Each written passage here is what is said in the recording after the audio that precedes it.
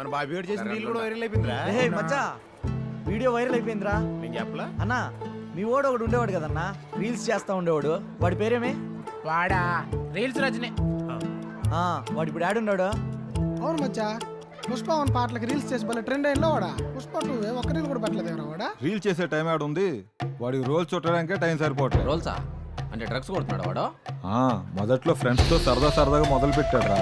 తర్వాత దానికి అడిక్ట్ అయ్యి అప్పులు పాలైపోయి ఇంటి కూడా పోకుండా వీడు ఆడబడితే ఆడు పడుంటున్నాడు. పాపం అలా అమ్మని చూస్తూ జాలేస్తుందిరా. ఒరే అలాంటి వాళ్ళని ఏం చేయాలో మన పుష్పాన్ని ఎప్పుడో చెప్పాడురా. నమస్తే. మీకు తెలిసిన వాళ్ళు ఎవరైనా డ్రగ్స్ తీసుకుంటూ ఉంటే Telangana anti narcotics bureau toll free number 1908 phone చేయండి. వాళ్ళు వెంటనే డ్రగ్ అడిక్ట్స్ ని రీహాబ్ సెంటర్ తీసుకెళ్లి వాళ్ళ మామూలు మనుషులయ్యేంత దాకా జాగ్రత్తగా చూసుకుంటారు.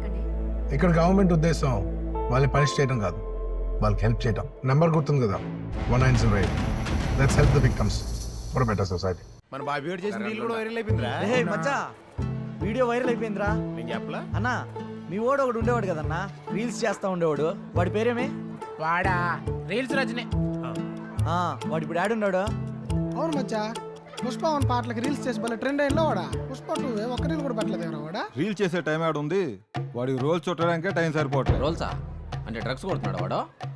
మొదట్లో ఫ్రెండ్స్తో సరదాగా మొదలు పెట్టాడు. తర్వాత దానికి అడిక్ట్ అయ్యి అప్పులు పాలైపోయి ఇంటి కూడా పోకుండా వీడు ఆడబడితే ఆడు పడుంటున్నాడు.